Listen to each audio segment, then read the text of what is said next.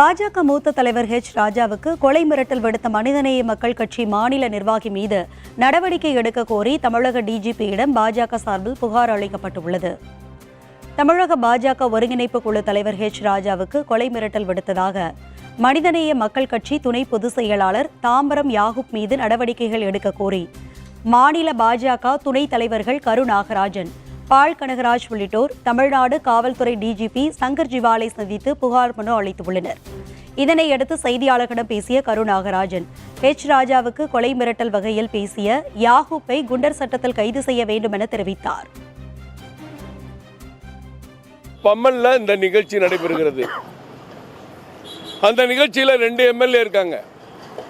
ஒருத்தர் ஜவஹர்லா இருக்காரு, ஒரு திமுக எம்எல்ஏ கருணாநிதி இருக்கார்.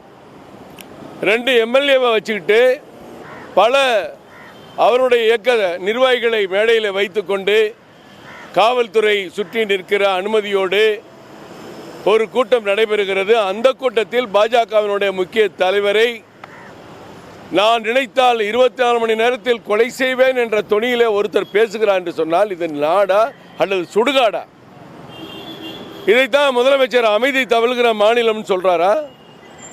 இல்லை இப்படி என்ன வேணாலும் பேசட்டுன்னு திமுக எம்எல்ஏ மேடையில் இருந்ததுனால திமுக அனுமதியோடு தான் பேசுகிறாரா அப்படிங்கிற சந்தேகம் எங்களுக்கெல்லாம் இருக்குது.